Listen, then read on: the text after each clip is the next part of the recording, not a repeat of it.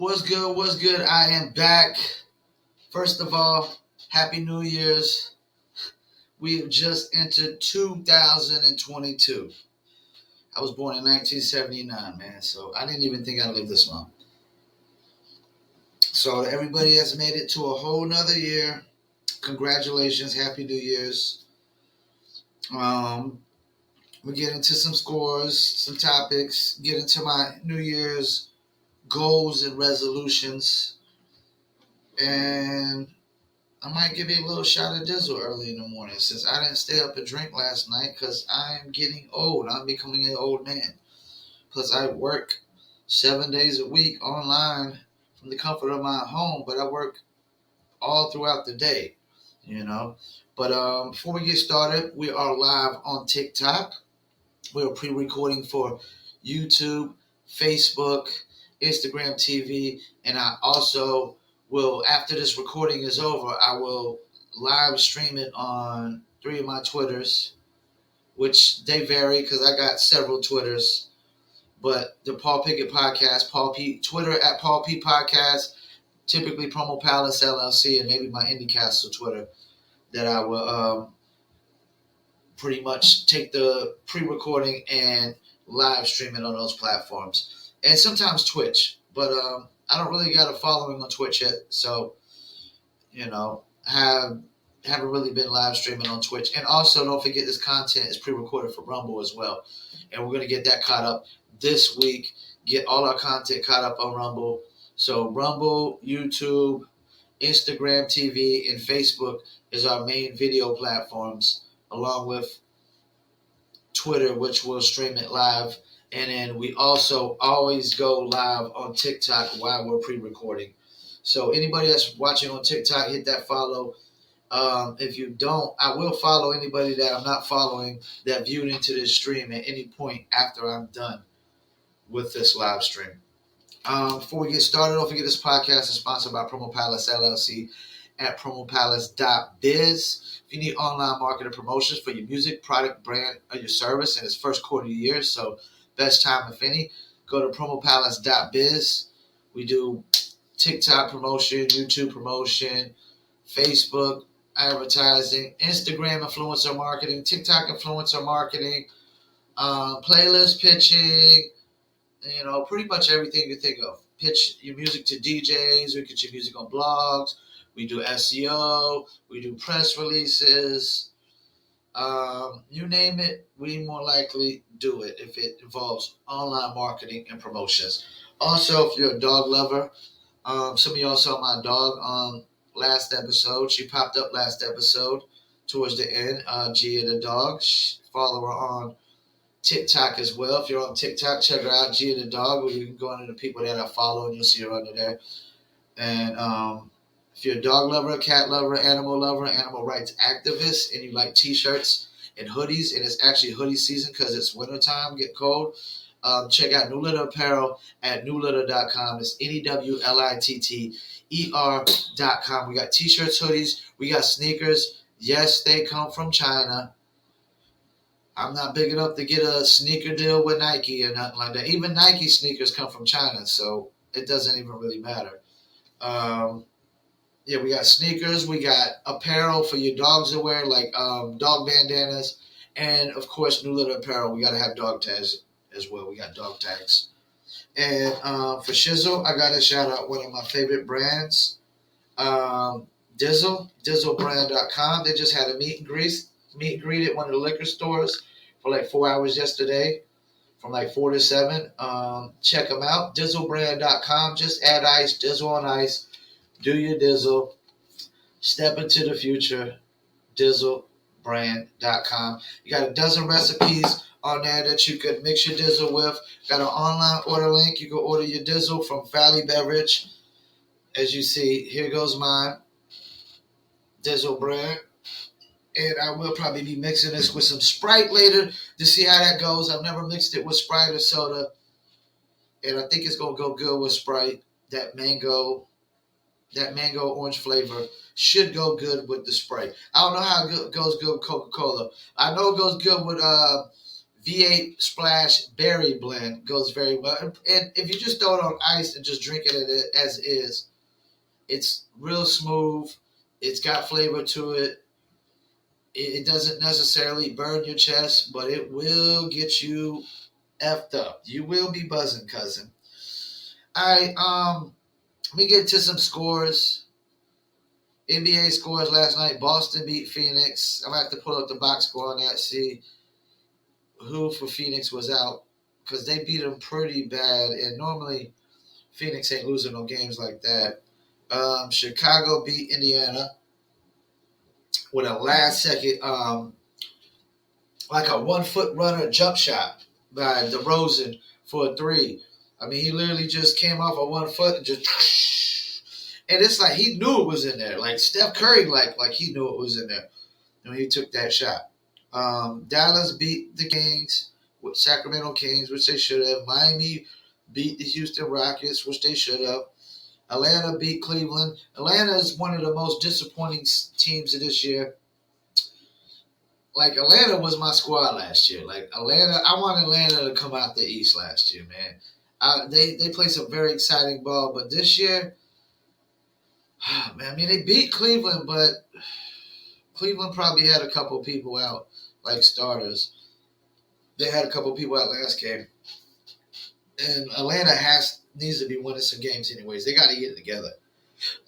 Excuse me about the hiccup. They got to get it together if they want to make it to the playoffs, because Atlanta was in the Eastern Conference Finals last year, and now they don't even look like they're going to make the playoffs.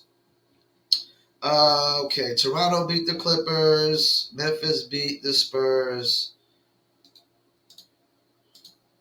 And Utah beats Minnesota, and the Lakers beat Portland off of LeBron's 40-point game. Let's see, who? Of course, okay, Phoenix Suns actually had most of their starters. Of course, they didn't have DeAndre Ayton, so that would mean a lot of why Boston beat them. Atlanta, I mean, Darius Garland didn't play for Cleveland. Darius Garland's the number one player. When your number one player doesn't play, like, yeah, you better beat my team. And OKC's beat the Knicks. That's the thing. The Knicks should be better than OKC. On paper, the Knicks should be better than OKC. But Shea Gilgeous Alexander's, he's been doing his thing, man, over there. He's gonna be a legit all-star coming up in the future.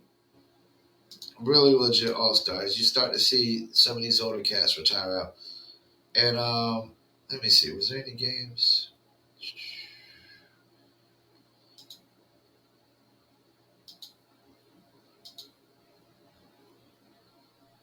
It doesn't look like there was any NFL games. What was the Thursday game? I don't see the Thursday game. Oh, well. But I'll give my picks later this week. First things first, before I get these topics, I'm going to go into a couple of my New Year's resolutions. Anybody who knows me knows I own Promo Palace LLC. It's an online marketing and promotions company for mainly musicians. It's pretty much a self-sustaining business. Been promoting artists for over a decade. I built a consumer base up that has been pretty much steady throughout the years. I advertise every single day of my life. You know, like, I always try to preach that you need to, you know, if you're trying to make it in the business world online and you're not advertising at least $1 a day, which is the minimal, you know, of advertising. I mean, $1 a day, you know, like, I have to question everything about you as a business person. Like, when I see musicians and even my clients that they're not even spending $1 a day on advertising on just one platform like YouTube or Facebook or Instagram, I have to question everything about them, you know. So Promo Palace is pretty much a self-sustaining business. So my New Year's goals really is to help get Dizzle popping, because Dizzle, I'm pretty much one of the online promotion guys. I run the Facebook, and the owners run the Instagram. I also help run the TikTok. and the Twitter as well. I give a lot of advice about their website, stuff like that. And so Dizzle is like my number one goal. Because I know Dizzle, I know what it could be. Dizzle has the potential of being a $100 million to $200 million business or more. Everybody that drinks the Dizzle, they like it. We have not got nobody said nothing bad about Dizzle yet. Then I compare it to all these other liquor companies I see. Like I be seeing these companies and there's always something that's just missing to me. Like maybe their presentation, their bottles look so basic and plain. Like this Dizzle bottle, I mean, it stands out. It's gold. It's a gold label. The logo stands out. It just looks sexy. And even though Dizzle has somewhat of like a urban sounding name, and Dizzle's only called Dizzle because Mike Dizzle created it, the majority owner, and took the form of the last name of Mike Dizzle, which is probably not his real last name. I could be wrong. I have to do my research on that. I've never asked, is Dizzle's last name really Dizzle? I'm pretty sure it's not. It's like probably his mixologist name or like a stage name. But that's why it's called Dizzle, because Mike Dizzle created it. The label looks way better than a lot of labels I've seen. It's already good to go. You don't have to mix it with anything. That's the thing with most liquors. Like you could drink Paul Masson straight up, but you typically want to mix it with something. There's a lot of these liquors you could drink straight up, but like Henny. That's why they call it Henny and Coke. Because you typically want to mix all these other liquors with something, but Dizzle's just ready to go. It's ready to go, and we got recipes that just give a whole new experience. So that's the number one goal is Dizzle. And number 2 and 3, I got 3 goals. Number 1 is Dizzle. And actually, they're not really in any specific order, but these are just my 3 goals for the year. Number 2 is this podcast. Like, now that the New Year's started, now I got to really get on my research. I got to come up with topics every day because I'm going to be podcasting every single day. I'm going to take off. As soon as I hit, I got 5 more episodes to go till I hit 100. I'm going to do a press release and run an ad. And that's going to take me about a week to get done. So that whole week, I'm going to take off. No podcasting for a whole week. As soon as I get that press release done and I start that ad campaign, I'm going to start podcasting every single day of the year. And I might take a week off when I hit 100 episodes for that. Every 100 episodes, I'll probably take a week off just to run another, just so I can put together another press release and all that and just take a break. But I'm about to ramp up the content. I got to come up with topics every day. I'm going to have to dig and search. I'm going to have to, even if I had to watch more news, whatever, you know what I'm saying? Watch more other podcasters, other content creators, because that's a lot of times where I get my topics from, other content creators with their juicy topics. All right, so podcast, we got to get it popping.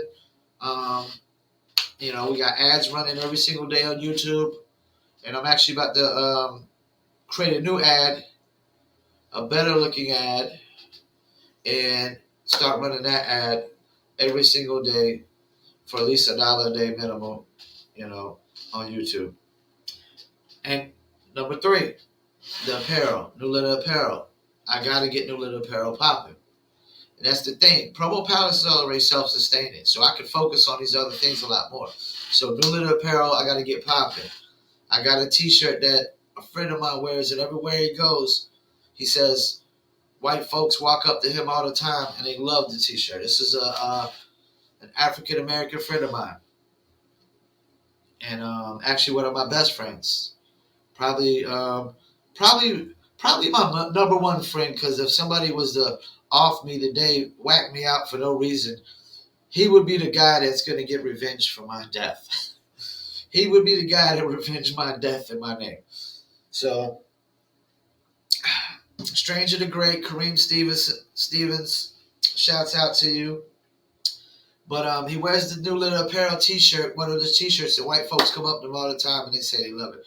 So he gave me an idea of how I'm gonna theme out the New Lit Apparel T-shirts with that kind of specific shirt. But we're gonna change the dogs and the cats on it. But we also got a ad campaign running every day of the week for New Lit Apparel. But we're about to adjust it, make some changes, and do some things. So Dizzle, the podcast, and the apparel, man. That's the top three things this year I'm focusing on. Promo Palace is self-sustaining itself. So I'm going to be ramping up content for the new year. Pretty soon you're going to see podcasts every single day. So I'll be live on TikTok every single day. And then the pre-recordings will be going to Facebook, Instagram, TV, YouTube every single day, along with taking the pre-recording and streaming it live on 3 of my Twitters every single day. So we're going to ramp that up. So if you get tired of seeing my face now, you're really going to get tired of seeing my face and hearing me in the future, because we're going to ramp that up. And we got to ramp, like I said, we got to ramp up the podcast, New Lit Apparel, and Dizzle. We're working on getting Dizzle put in North Carolina right now, even though it started in California. I'm on the East Coast. So I have a guy ready to place an order in Cumberland County as soon as we can get it listed. And Cumberland County is a great county because Cumberland County is the home of Fort Bragg, which protects all y'all's freedoms. We're the front line of every single war. 82nd Airborne, front line. While y'all still sitting here watching TV, it's the 82nd Airborne that's out. And this is the thing that people don't understand about living in Fayetteville, North Carolina. They think that their city is more dangerous and more fearful to live in. Bullshit. Because if the enemy was to attack U.S. soil, Fort Bragg would be the first to go, baby. Fort Bragg is going to be the first to go. My hometown is going to be the first target. So we walk around here every day knowing that if the enemy ever wanted to drop the bomb, he would drop it on my city first. That's how we walk around here. Y'all talking about living in fear. If the enemy ever wants to drop the bomb, this city will be the first to go. I stay on Bragg Boulevard. Off of Bragg Boulevard. The street that runs into Fort Bragg. The main road for Fort Bragg, Bragg Boulevard. I stay off of that road. So if you think they dropped the bomb tomorrow that I ain't going to go, I'm going to go. But do I fear that? Nah, man, because I'm going to die someday. I'm going to die someday. I tell you that much. And if I go, I want to go quick. A bomb's a pretty quick way to go. I want to go quick. I don't want to go suffer, and I don't want to go in pain. But, yeah, we could walk around here living in fear every single day knowing that if China or Russia ever tries to drop the bomb, this city's the first to go. Not Chicago, not LA, not New York, not Atlanta. Yeah, y'all got gang violence and stuff like that, but they ain't dropping a bomb on y'all first. We be gone just like snap. All right, so that's my New Year's resolution and goals. Is we got to get Dizzle popping. We got the Dizzle brand shirt on, as you see. It's looking shiny. We got to get Dizzle popping. We got to get Paul Pickett Podcast. You see the name behind me. And we got to get New Lit Apparel popping. But we're going to get into a few topics. Let's see what topic I'm going to talk about today first. I'm going to talk about Aaron Rodgers first, where he was talking about NFL's vaccination policy has created two classes. And this kind of goes off of what I said that the Democrats are doing right now, these far-left radical politicians. They're using these different things to divide us. They're using black versus white, or white versus black, however you want to say it, or white versus color. They're using the vaccinated versus the unvaccinated, which I'm unvaccinated, but I ain't been sick in 3 years, so I ain't putting nobody at risk. If anything, they're putting me at risk. But it ain't a complete stranger responsibility to make sure I'm healthy and I'm taking care of myself.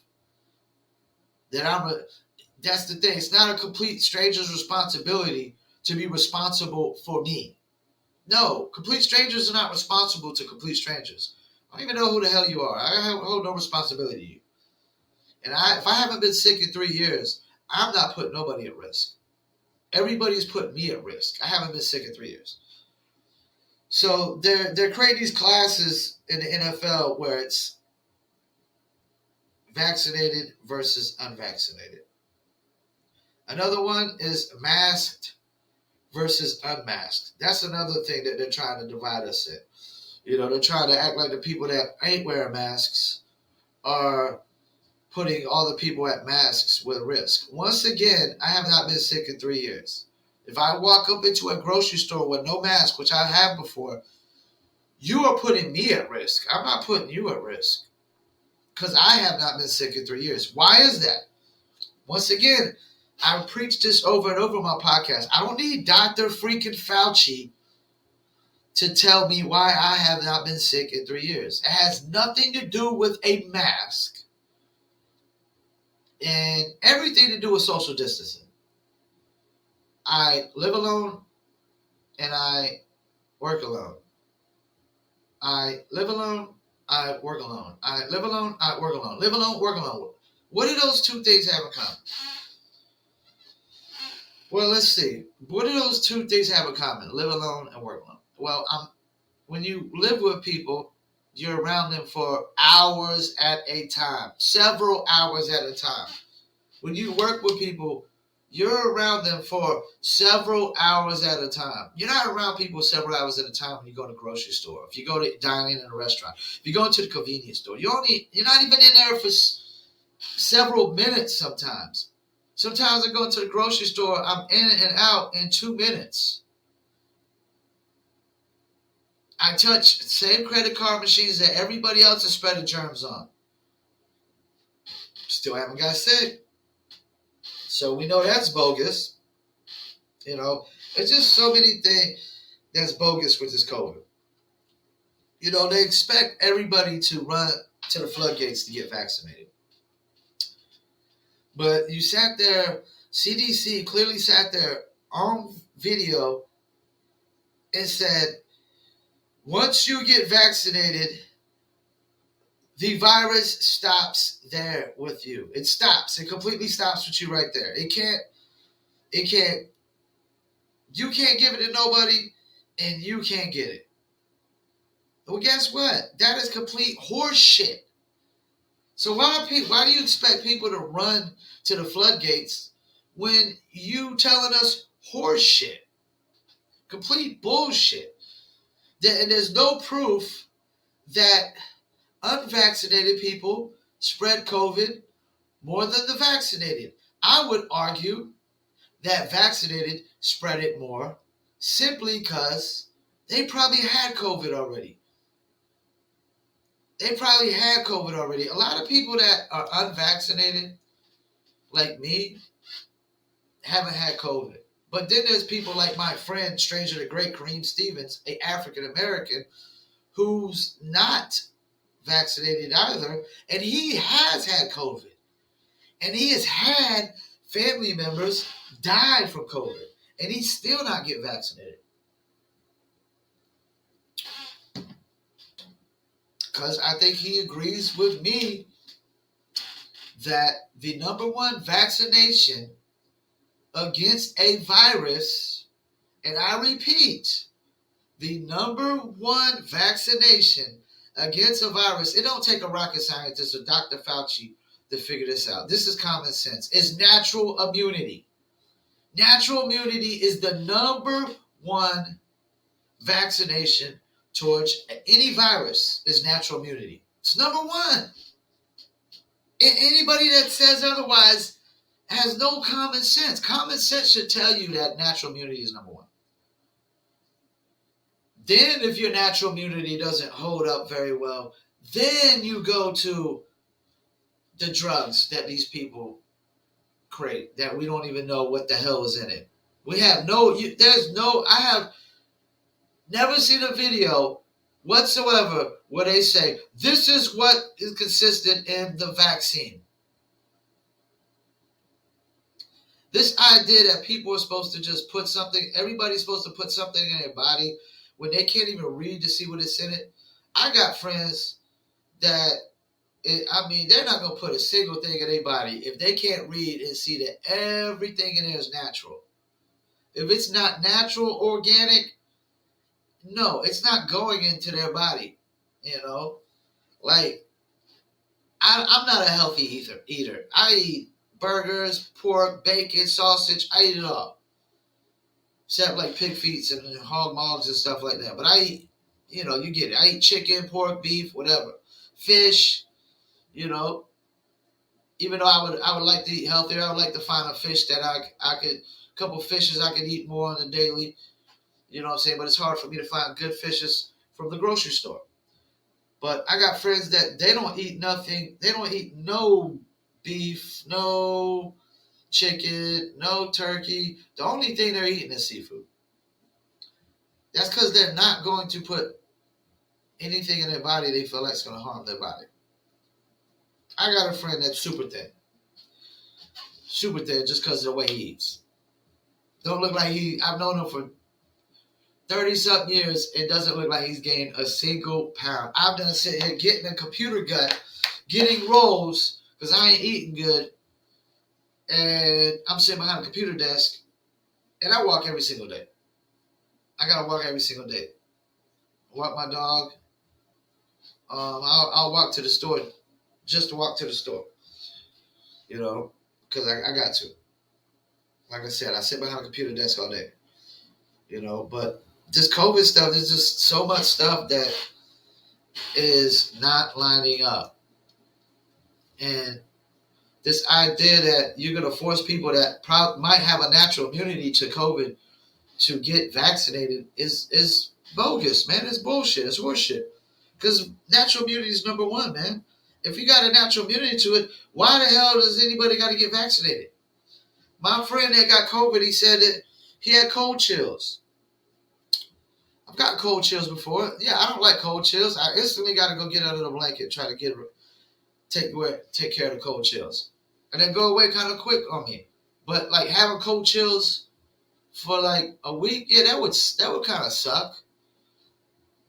But that's all he had, cold chills. I've been sick sometimes where I felt like I wanted to die. Like, I just felt like, I've been sick so bad sometimes I had to sleep for like 3 days straight just to get over it. But I haven't been sick in 3 years because I don't work with nobody and I don't live with nobody. And I don't need Dr. Fauci to tell me that I need a vaccination to prevent from getting COVID. If I prevented from getting sick for 3 years straight, why do I need a vaccination? And if I ain't been wearing a mask the whole 3 years, why the hell I need a mask?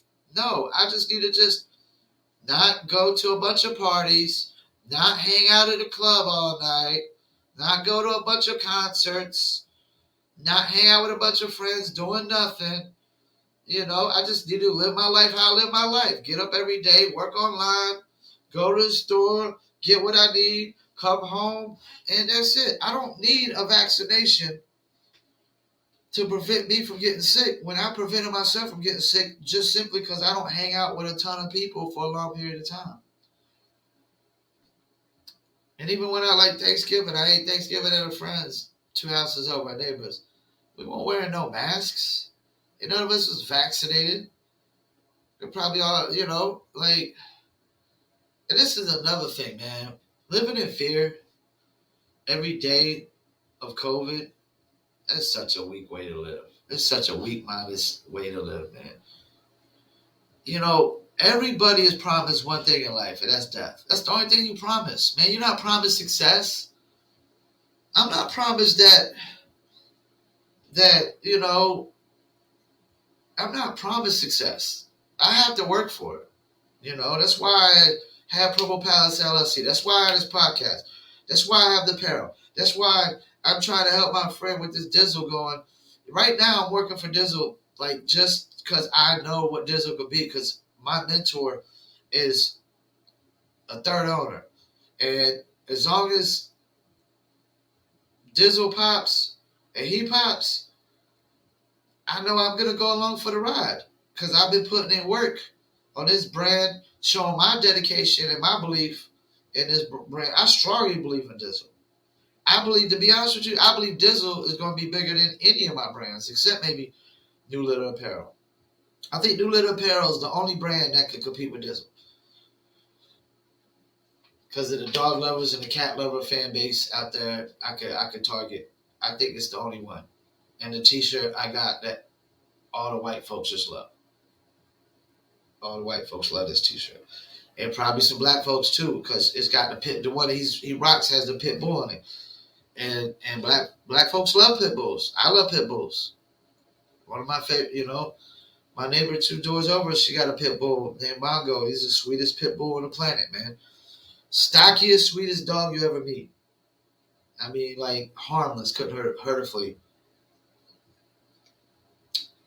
Literally, I leave my back door open. He walks in the house like nothing, like, cool as beans. But Aaron Rodgers is right. They're creating this 2-class system in the NFL with this vaccination policy.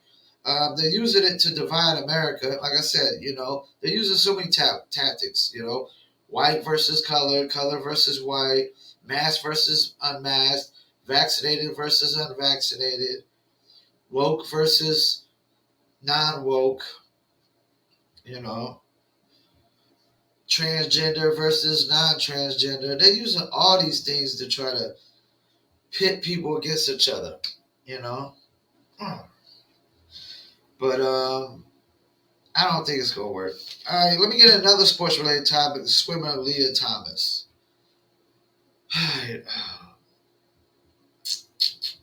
Let me think about this one minute, like how I really want to come across this. I know some people are probably going to say, anytime you talk about these kind of topics, you're going to get accused for being transphobic. First of all, I'm not scared of no person on this planet. I don't fear no one. So I don't have no phobia towards any people. I fear walking up on a tiger or a lion or a bear without my 12 gauge more than walking up on a person.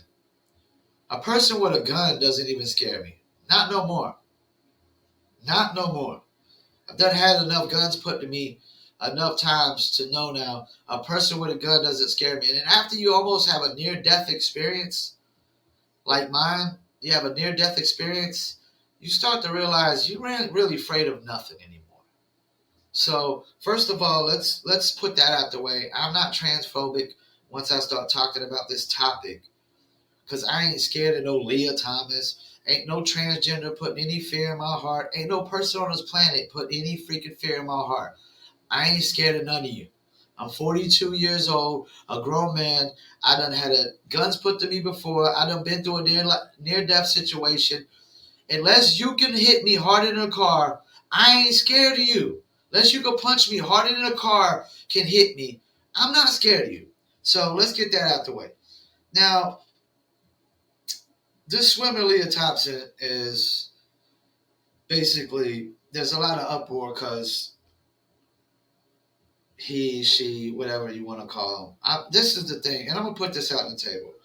I'll call, for the sake of, you want to change, whatever you want to change your name to. If you're a man want to change your name to a woman's name, hey, I'll call you that. But if you're a man and you want me to call you a woman, it's not happening. It's not flying, bud. You don't get to tell me that I have to go along with lies in society. I'm sorry. I follow only the truth. The truth of the matter is men are men and women are women. We're not the opposites. There's just so many differences. So, yeah, Leah Thomas, I'll call you Leah Thomas, but I'm not going to call you she.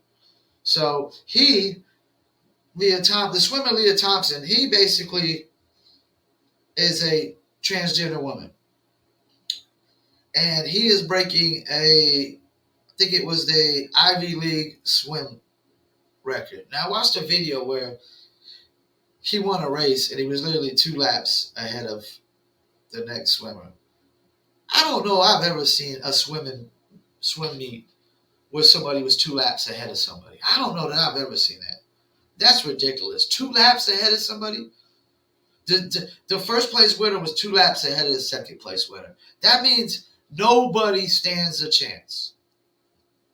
That means advantage. Now, whether it's unfair or not, it is. It is unfair. Is it? Now, one thing I did notice is Leah Thomas is, as a transgender woman, is not the fastest, does not have the fastest time in college women's swimming. But it has like the second fastest and like dominating the field. But this is the thing. Who do I blame for this? This is the thing. Who do I blame for transgender women taking over women's sports? Well, this is going to sound feminist, but it's true. You have to blame women. It's the same thing with women's basketball. You have to blame women.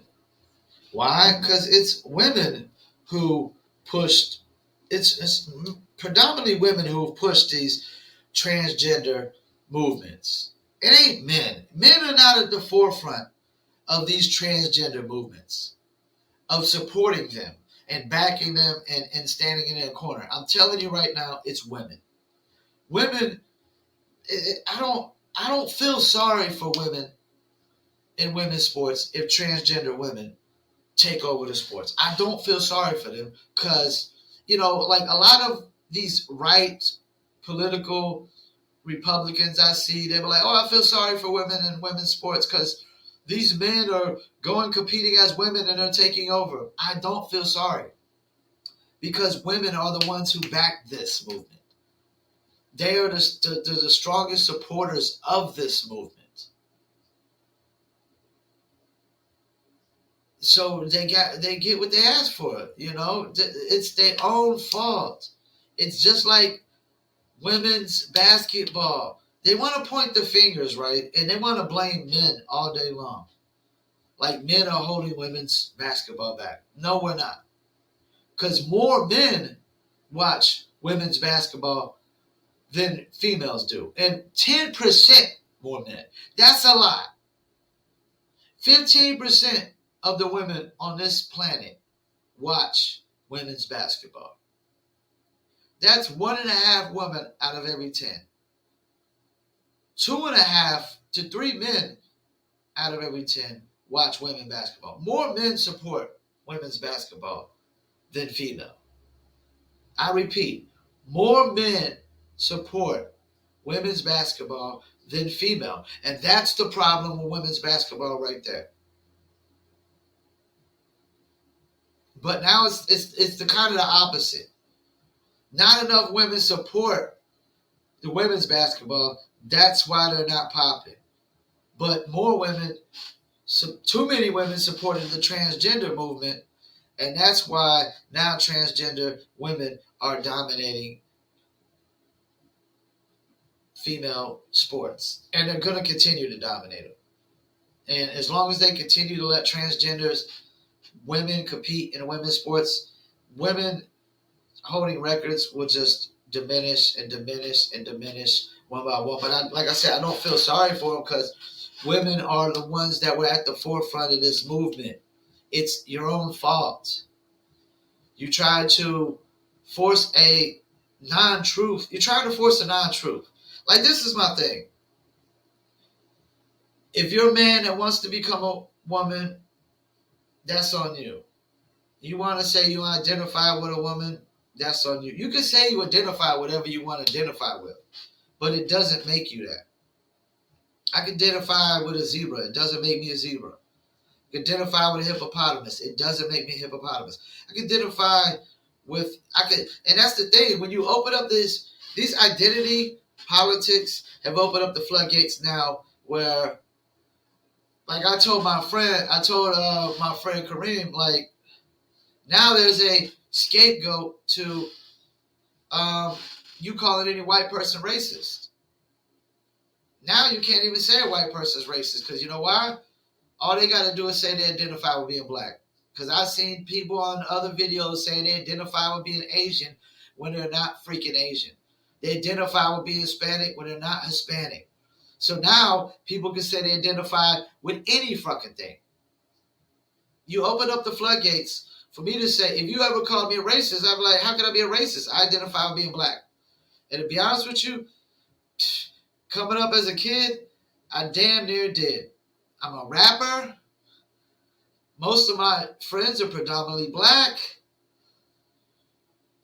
The first female I was really in love with was a black woman whose initials are tatted on my arm.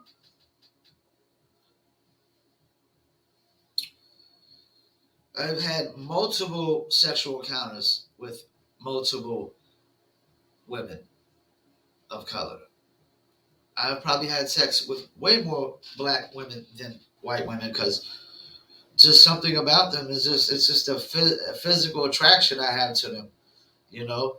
Now, mentally, I'm not really attracted to white women or black women at this state of my life. I'm attracted to Hispanics and Asians and Arabics mentally and physically. I think all women of all races are physically attractive. Arabic women are attractive, Hispanic women, Russian women, Asian women. There's plenty. I mean, like, there's not one culture or one race of woman that I would say I couldn't marry. I couldn't settle down with. I could settle down with any race and any culture woman. I could settle down with an Asian woman, a Hispanic woman, an African American woman, an African woman,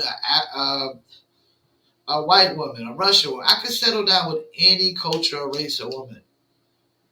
And I could have kids with them. And it wouldn't think second or third thoughts about it whatsoever. You know, because I find women of all races attractive, of all cultures attractive.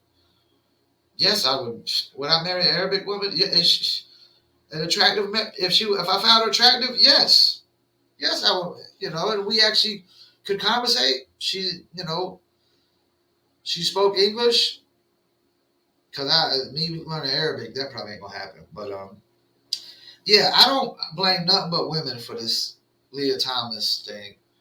Women are the one that back the transgender movement. I don't feel sorry for them getting dominated in sports by transgender women. It is what it is, you know? And that's the thing. Like I said, you try to force a non-truth on us, you know? Like, when men are born, men are men and women are women. That's like, I saw this thing the other day where they said it was a transgender man has a kid. So, because I'm always confused, which one is which?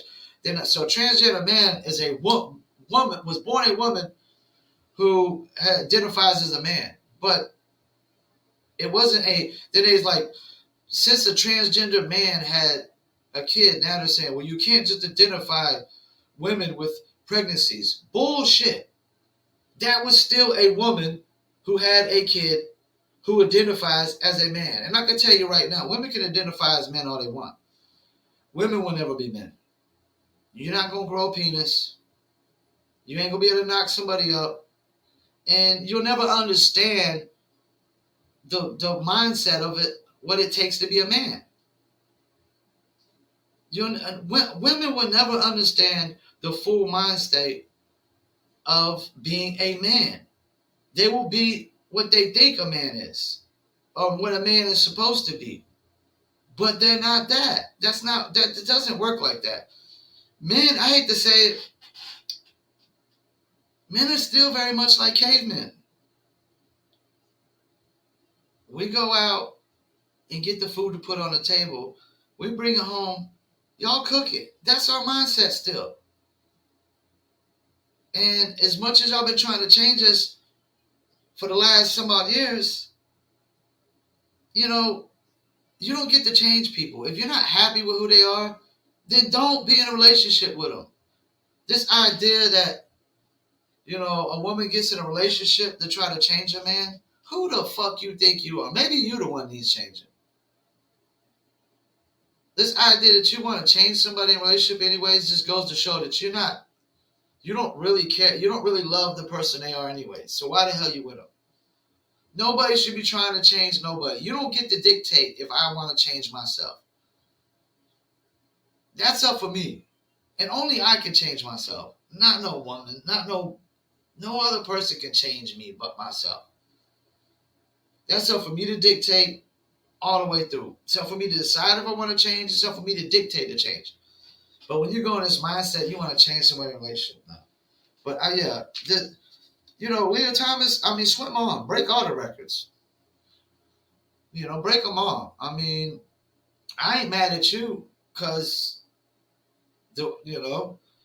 women are the ones that push this transgender movement super heavy, and now they're getting what they deserve. They're getting dominated in their own sport. I'm gonna get over this one topic real quick, and then I'm gonna get to the last topic. I talked about it already, but these people out here with this. Actually, I'm gonna go ahead and drink some Dizzle too.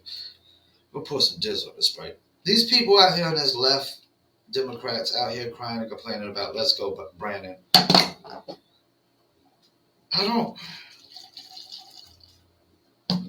These people can't be smart at all. They can't be smart. These people, these far left radical Democrats, can't be smart at all. They can't have no common sense. They literally, every single day, I see double standards coming from them. I see hypocrisies over and over and over again. The fact, they're literally insane. They are insane. Because they literally can't get the picture and can't smell the Folgers of the hypocrisies that they commit over and over and over again. Like, I don't want to hear nobody crying and complaining about "Let's go, Brandon." Are you freaking shitting me? Look, I didn't vote for Trump and I didn't vote for Biden, but all due respect, y'all hypocritical motherfuckers are out here doing that to Donald Trump. Fuck Donald Trump. Y'all was like, fuck Donald Trump. Y'all literally just said, fuck Donald Trump. You had, what's her name? Kathy Griffin does an effigy holding a severed head that looks like Donald Trump. That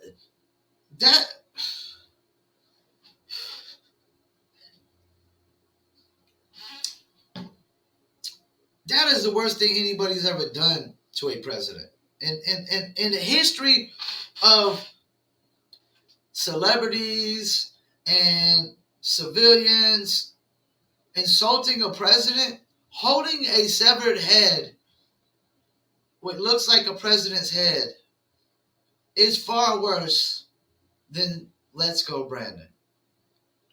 First of all, "Let's go, Brandon" is far more sophisticated and clean than "fuck Donald Trump." And then let's also go into the history of how did this "Let's go, Brandon" start? Who do you blame?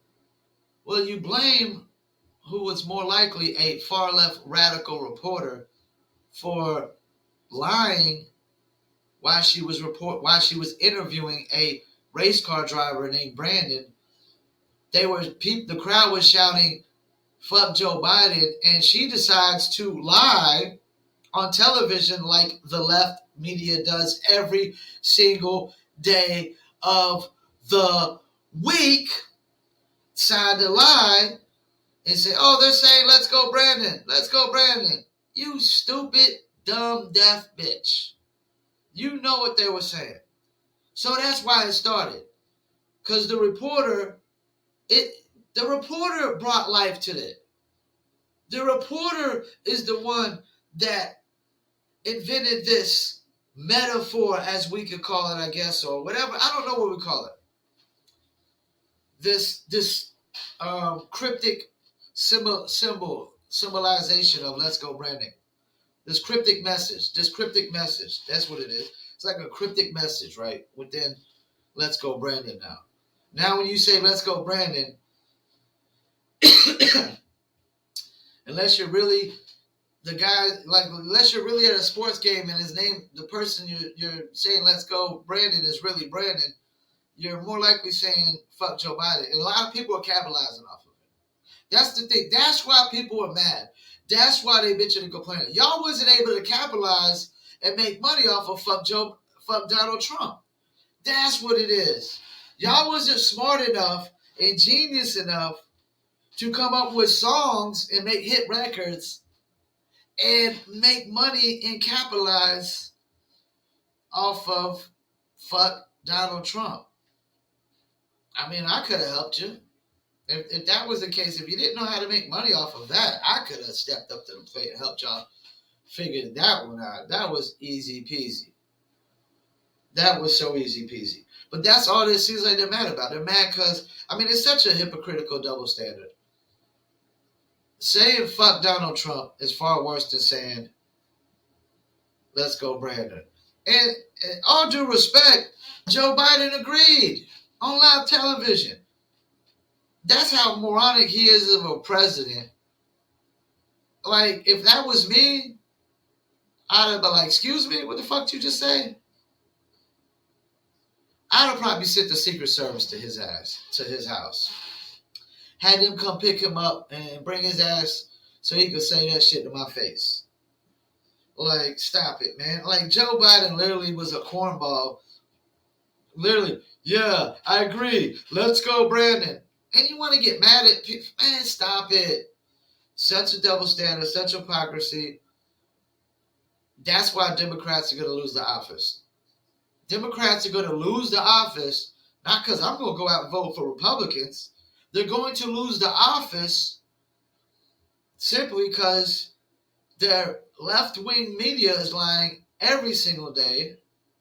They're spewing hypocrisies and double standards every day out of their mouth. I mean, they are the party of hypocrisies and double standards. I call them the double standard Dems.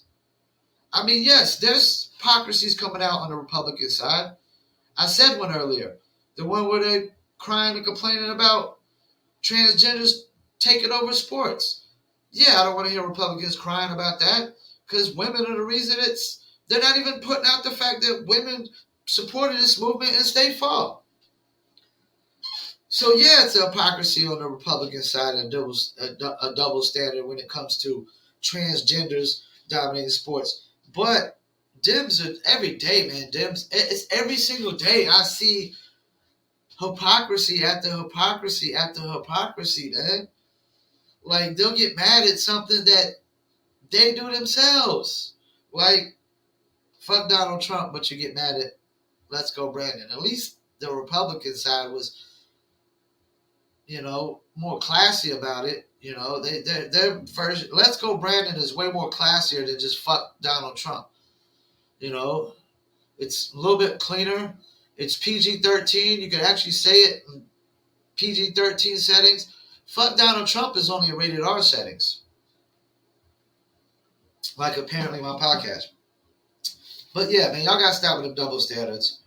If people can run around here and call Donald Trump a racist, white supremacist, and say fuck Donald Trump, I don't want to hear about crybabying about some let's go Brandon.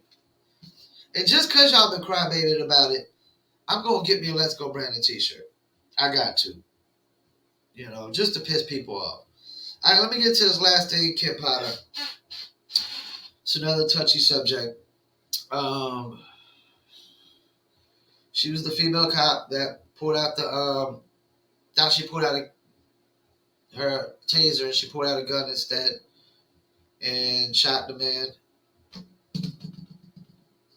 I want to say his name is Dante Wright, if I'm not mistaken. Do I think Kim Potter should have been found guilty? Yes, I do. And I got a few takes on this. I got a few takes on why this went wrong. Number one, why it went wrong is you don't try to flee the cops in the first place. I mean, I gotta say this, man. Had he not flee the cops in the first place, he would more likely still be alive. I'm saying there's a 100% chance he'd still be alive had he not flee the cops. I don't get why people feel like fleeing the cops is the right move. It's the wrong move. It's the worst move, especially in a climate, if you feel like, this is the thing, if you feel like cops are so trigger happy and got an itchy finger, why the hell would you even flee? Why the hell would you just try to run from somebody who's got a trigger happy finger? I'm not running from trigger happy fingers. I mean, I'm going to throw that out. I got to throw it out there. If he doesn't run, he's still alive today. And a big problem why she made this mistake is, once again, this is going to sound feminist, but number one, I don't trust women as cops. I don't trust a woman as a cop. They're not fit. This is why, man. A woman is not. If she was by herself,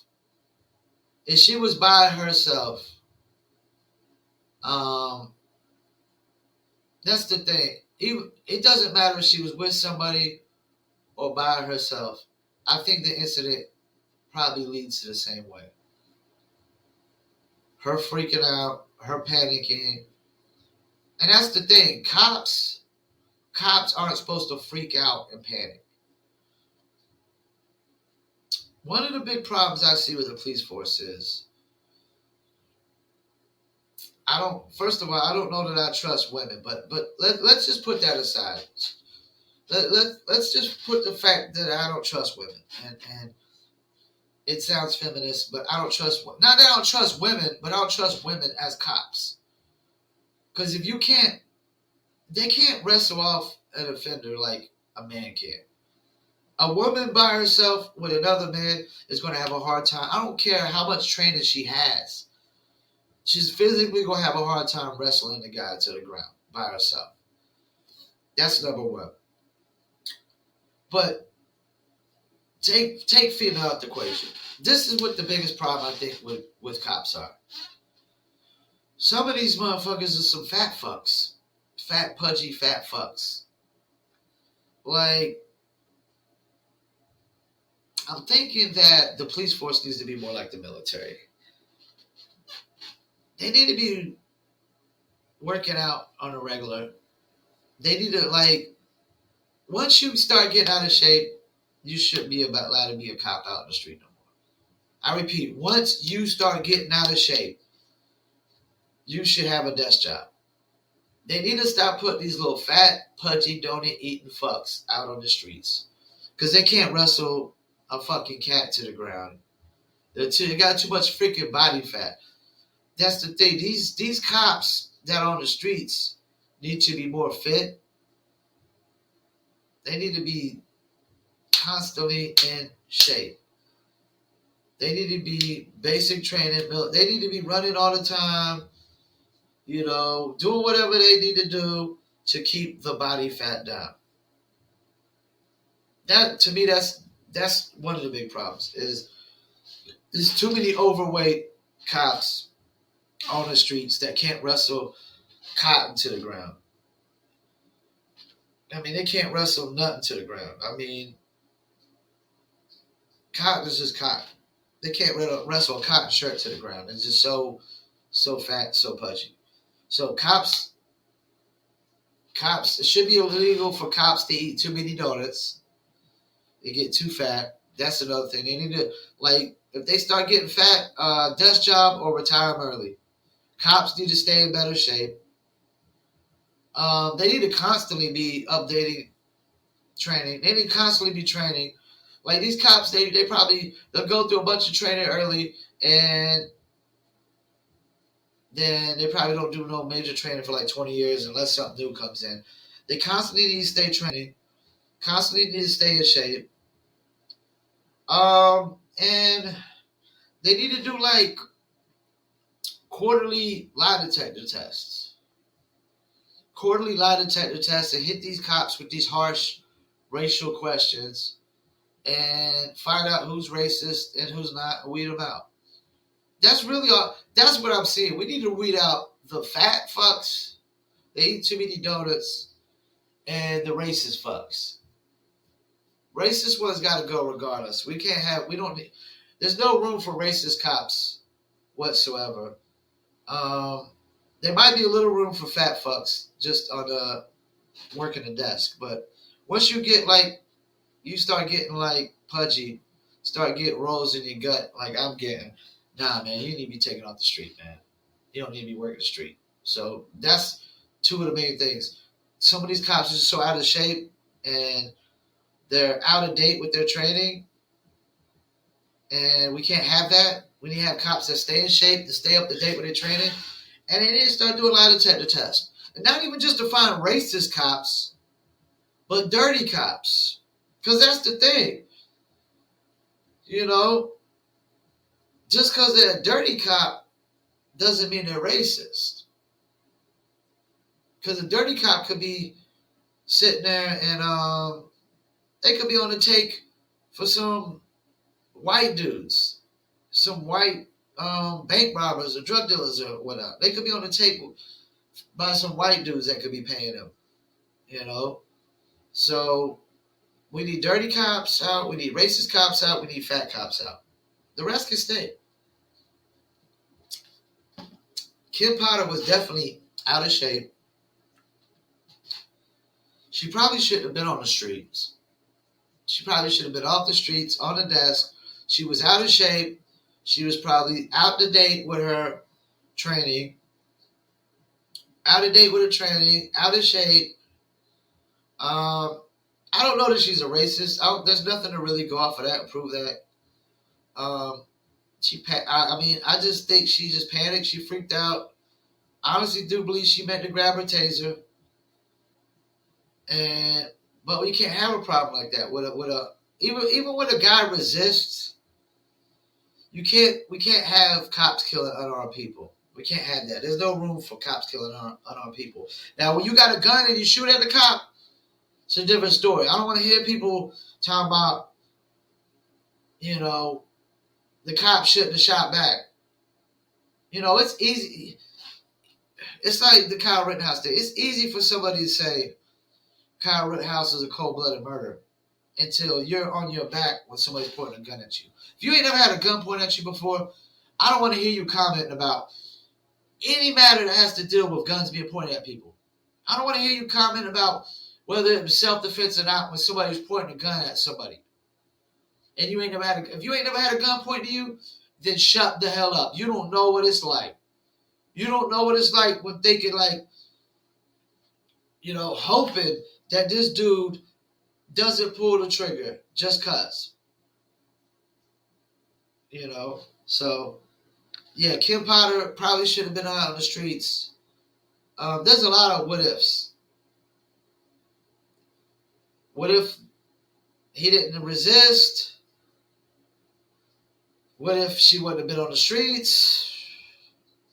What if she would have been more up to date on her training, more unfit? And that's the thing. Cops, man, they get so unfit towards the end of their careers. So unfit. They just sitting in the car all day, eating donuts, drinking coffee, getting fat. None of them have any real discipline. The older cops get, the less disciplined they are. Yeah, we probably need to have an age limit of cops on the streets too. Like, we don't need to have cops on the streets that are just probably too old. We probably need to keep, once you get to a certain age, I don't know if we need cops on the streets past 50 years old. Maybe we need like young, spry 30-year-olds or 40-year-olds on the street. And maybe 50, I'm going a little too much. Maybe 60. Maybe this Social Security age is where 65 and up. But cops usually retire by then anyways. We don't need no old cops on the streets. No cops that are too old. We don't need no cops that are too out of shape. We don't need cops that are on the street without out-of-date training. We definitely don't need racist cops on the streets. We don't need dirty cops on the streets.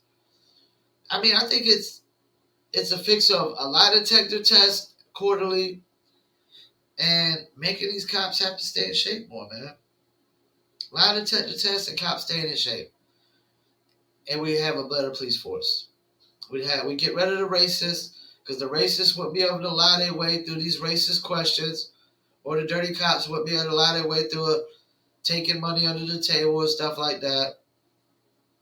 Lie detector tests to be going through the roof, and then once you get rid of them, you just got to keep cops in shape and keep them up to date. But there's a lot of what ifs in this Kim Potter. Yes, Kim Potter should have been found guilty. There's no room for you mistaking your gun for your taser. There's no room for that at all. I don't care what the situation is with any unarmed suspect. There's no room for you mistaking your gun for your taser. Now, if he actually had a gun pointed at them, then there is room for mistaking your gun to your taser, because you don't need to be grabbing your taser out when somebody points a real gun at you. But there's no room for this kind of mistake. And it just goes off of where, I'm sorry, I don't trust female cops one bit. I don't think they can handle their own. I don't think they can stand on their own 2 feet. You know, it's one thing for a female soldier. This is the thing. It's one thing for me to have me and a female soldier be going to war, because me and her, I don't got to worry about her helping me necessarily wrestle an offender to the ground and cuff them. I just got to worry about, can she shoot and shoot straight, and does she have my back? But with cops, it isn't just, you can't just go into war mode. You can't just start shooting. You have to apprehend the suspect in the least violent possible manner. Every single time, it has to be done in the least possible manner. Once they start fleeing, when a person flees and they got no weapon, the most you should be pulling out is a taser or a nightstick. Anytime somebody has no weapon, 0 weapons on them, they have no knife or no gun, there is no reason a cop should be pulling out a gun. There's nothing. You can't give me any valid reason. Now, the person's got a knife on them or a gun, yeah, pull out your pistol. Pull out your pistol, aim it to the head, let them know, if you don't put that shit down, I'm going to shoot your ass. Because, I mean, even cops, when somebody pulls a gun or a knife on them, they got to protect themselves. At that point, it's not, when somebody pulls a gun or a knife on you, I don't care what your job is, if you are a cop. Right now, it's not about protect and serve when somebody has a knife on you or a gun to your face. It's about protecting, it's just about protect yourself at that point. There's no more protect and serve the community once they pull a weapon on you. It's kill or be killed. And anybody that thinks otherwise is dumber than a bag of bricks. They've never had a gun put to them. They've obviously never been stabbed. Stabbed in the chest right here. So, voila. But, Kim Potter, she got what she deserved. She probably shouldn't have been on the street in the first place. I'm always going to have my stance that I don't trust women cops because they can't stand on their own 2 feet. They're always going to need backup. I'm sorry. When a situation arrives where it gets violent, they're always going to need backup.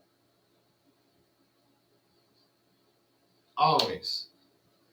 And the fact she was overweight, she was probably on the train.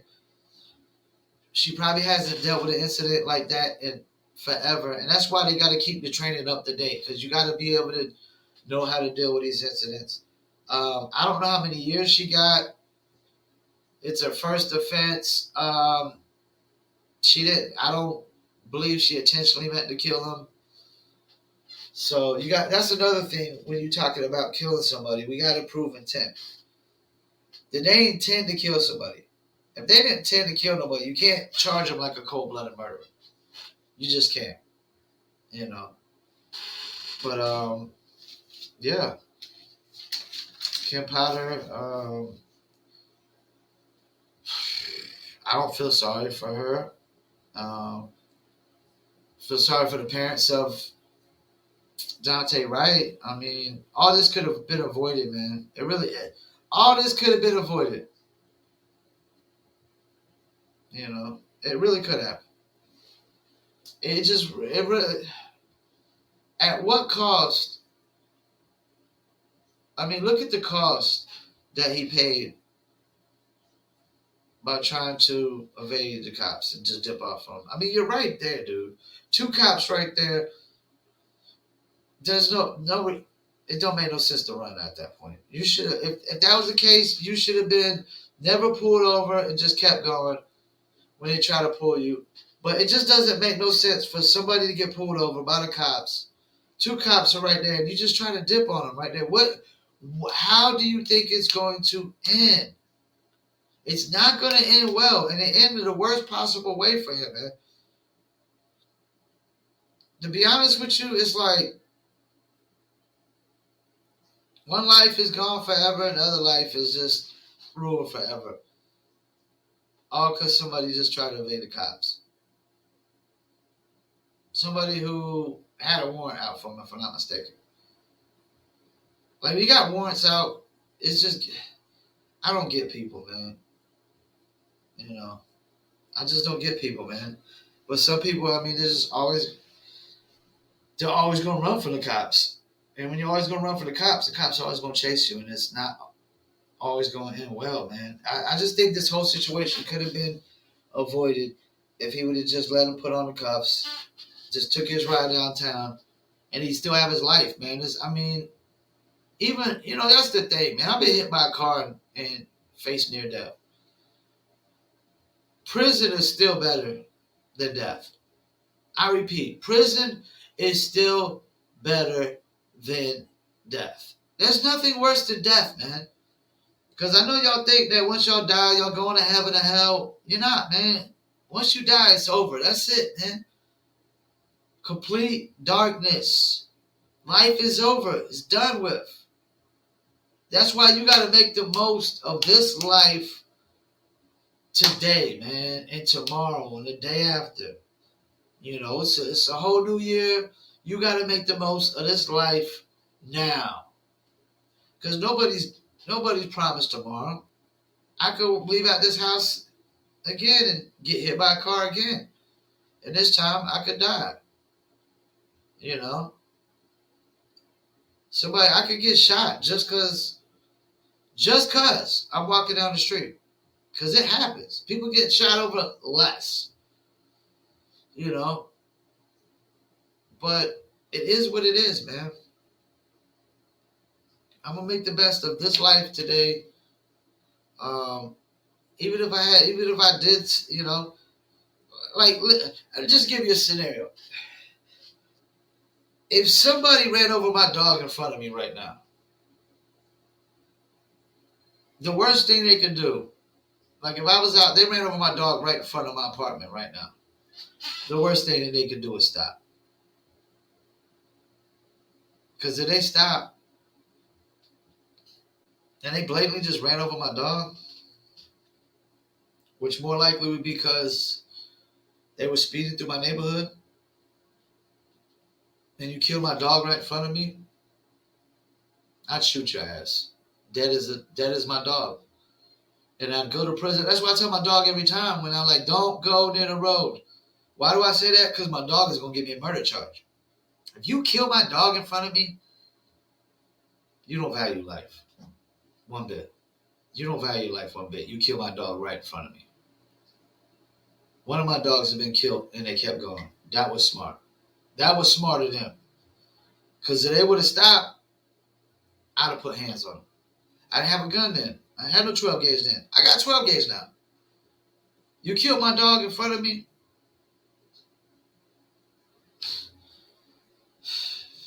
I'm sorry. I value my dog's life over any strangers.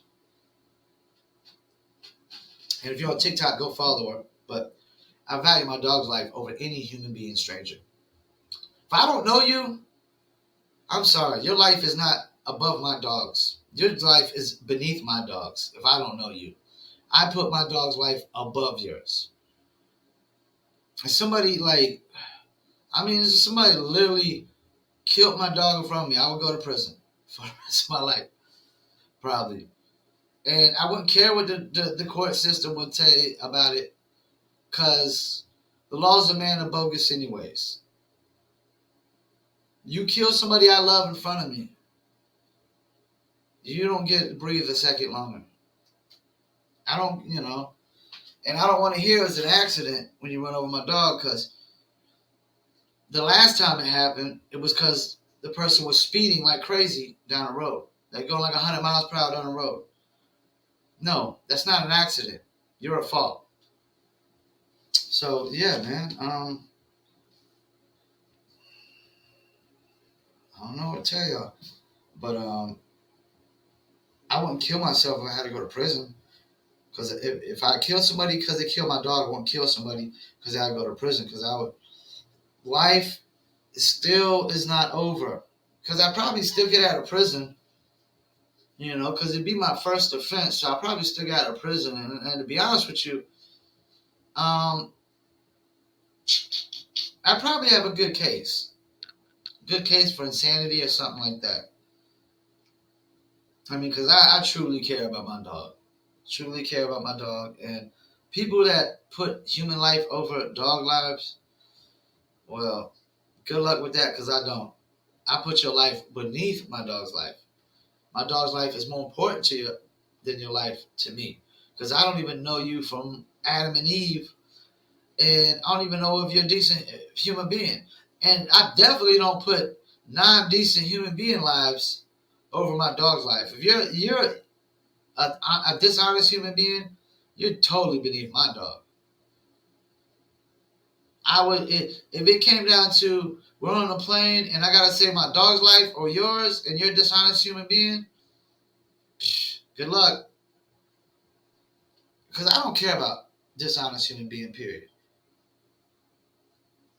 No, you don't get to make me care about dishonest human being. Just like you don't get to make me say that a man can be a woman and a woman can be a man when they can't. You don't get to do that. It's a lie. And you don't get to tell me I have to follow my life based off of lies. I follow my life based off truth. And this Dizzle with this Sprite, Cisco Neighbor gives it 2 thumbs up. Give it 2 thumbs up. But yeah, Kim Powder got what she deserved. Democrats are a bunch of double standard hypocrites. Y'all sitting there crying about let's go Brandon, but y'all are all sitting there saying fuck Donald Trump. Aaron Rodgers is right. They're creating a 2-class system in the NFL, vaccinated and non-vaccinated. And as far as the Leah Thompson thing goes, I don't feel sorry for women's sports. One bit. And the far right or not even far right, the right politicians that are sitting there like, this is terrible for women's sports. Well, blame the women. If you want to blame somebody for ruining women's sports, blame the women that supported this transgender movement. Because I can tell you right now, more women supported this movement than men. I guarantee that. More women. And I ain't talking about the transgenders themselves. I'm talking about non-transgender people who support this movement are predominantly women. The same people I blame for women's basketball not being where it's at, because enough of them don't support women's basketball. Too many of them support the transgender movement and not enough support women's basketball. Go figure. And they want to blame who? You blame women for women's sports being what it is. Because I can tell you right now, ain't no transgender woman coming to dominate men's sports. It ain't happening. No way, no how. Not in a trillion years. They don't stand a motherfucking chance. Ain't no person born as a woman that has become a transgender man is going to go to men's sports and dominate whatsoever. This is only going to affect women's sports. Only. And I don't feel sorry for them. I used to say maybe they just need a transgender league. But no, it's women's fault. They were the forefronts, the number one supporters behind these transgender movements, which is based off a lie. Because women cannot be men and men cannot be women. You can identify with what you want to identify with. It doesn't make you that. I can identify with a freaking porcupine. I'm not a porcupine. I can identify with a snake. Doesn't make me a snake. I can say I can identify with a freaking cockroach. It doesn't make me a cockroach. I can identify with a kangaroo. Guess what? I don't got a freaking pouch and I ain't hopping around here. I'm not a kangaroo. You can identify with what you want to identify with. It doesn't make you what you identify with.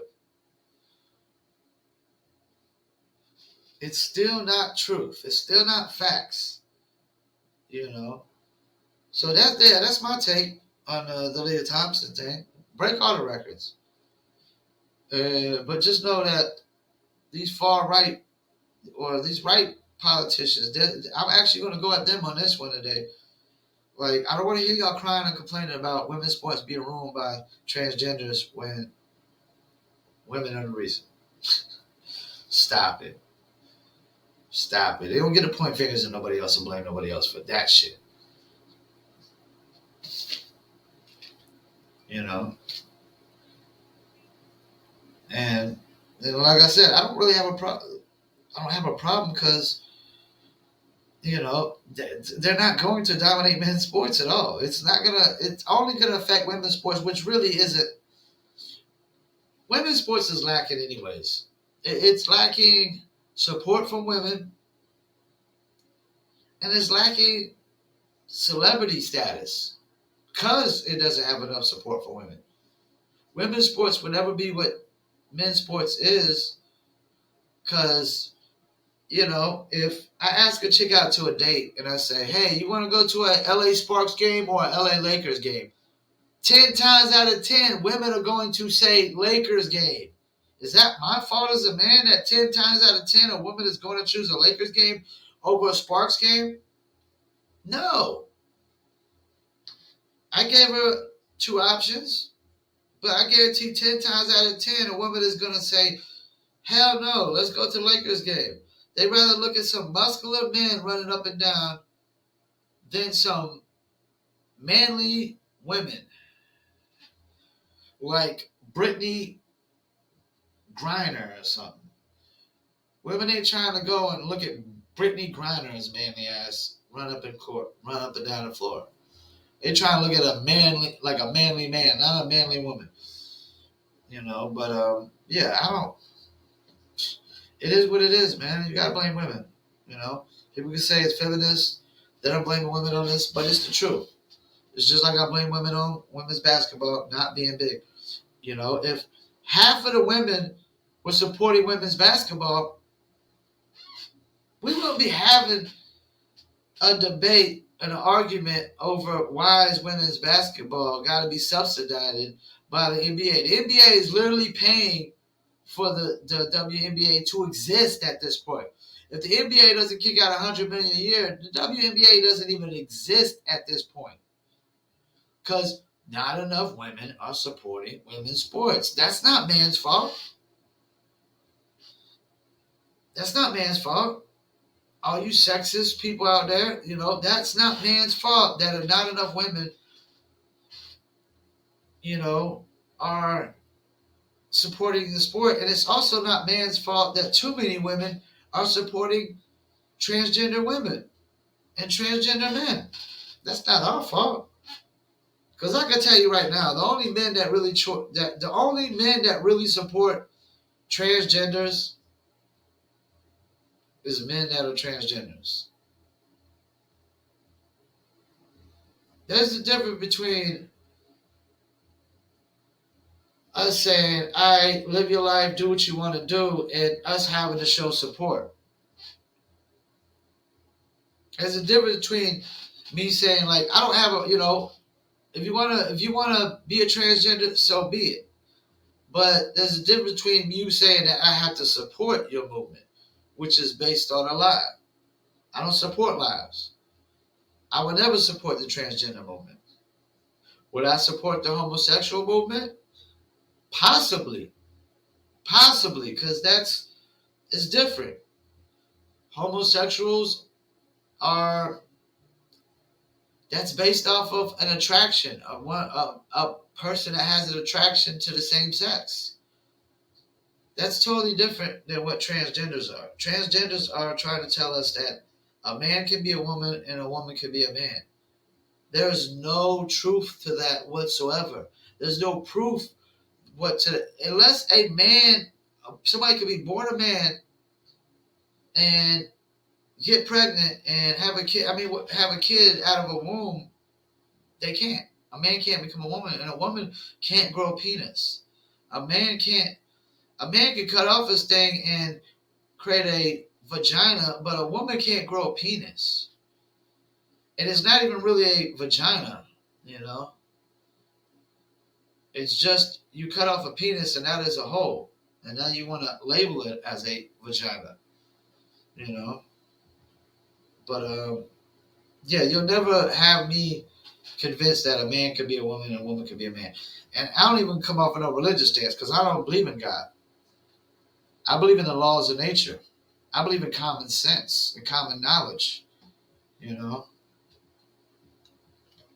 And am I transphobic? No, I'm not, because I ain't scared of nobody on this earth. I ain't scared of not one person on this planet. You're not going to put any fear in my heart. And that's what a phobia is, fear. But people try to label people transphobia. Like, they try to redefine what phobias are. No, phobia is a fear. You don't get to redefine it. It's already defined. You know, just because somebody dislikes trans people doesn't mean they're scared of them or fearful of them. Even if somebody hates trans people, it doesn't make them scared of them or fearful of them. And I mean, I don't hate trans people. I don't dislike them. I just don't agree with them. I don't agree that a man could be a woman and a woman could be a man. I believe whatever you're born, that's it. Signed, sealed, that's it. You can cut off whatever you want to cut off. It doesn't change what you were born as. All right, once again, I want to thank you for tuning in. This is first episode of the New Year's. We are on episode 95. I got 5 more to go. We're going to do the press release for the 100th episode, and then we're going to do an advertising campaign. Don't forget this audio version of our podcast goes to Spotify, Apple, Amazon, Deezer, TuneIn, Slacker, Stitcher, iHeartRadio, Player FM, and more. If you're on TikTok, hit the follow. After I end this live TikTok stream, I will follow anybody who tuned in that I'm not following. Don't forget the pre-recorded version goes to Instagram TV, Facebook, Rumbler, YouTube, and I will also take the recording and stream it live on 3 of my Twitter accounts, which I have several Twitter accounts, so they vary on which ones I'm going to tweet. But I always do stream on Paul Pickett Podcast Twitter, but then the other 2 might vary. It might be Promo Palace, it might be Indie Castle, I got Urban Obsessions, Radio Tour Promotion. I got several Twitter accounts, you know, because I used to have several domains, and some of them didn't really pan out like I wanted to, and that's why my New Year's resolution focus is just really on Paul Pickett Podcast, Digital New Letter Apparel.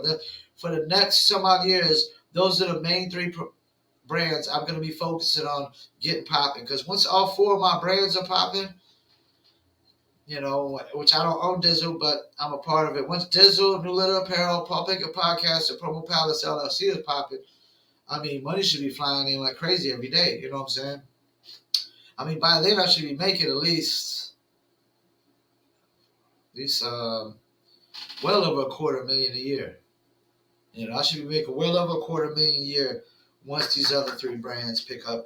Also, don't forget New Litter Apparel at newlitter.com. If you like t-shirts, hoodies, you like dogs and cats, please check us out, newlitterapparel.com. We even got apparel for your dogs to wear, like dog bandanas.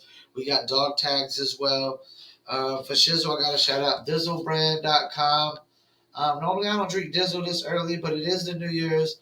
I didn't stay up late last night, and I wanted to test this Dizzle out with Sprite. Do your Dizzle, just add ice, Dizzle on ice, DizzleBrand.com. Follow them on Instagram, Facebook, YouTube, Twitter, and more. Don't forget, bow. And I got more bottles on the way and whatnot as well.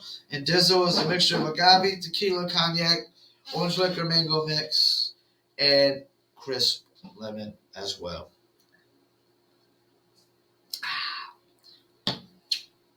Well, once again, I want to thank you for tuning in. My name is Paul Pickett, host of the Paul Pickett Podcast, a.k.a. the Common Sense Podcast, your source for music, sports, politics, world events, and more. Peace, and I'm out.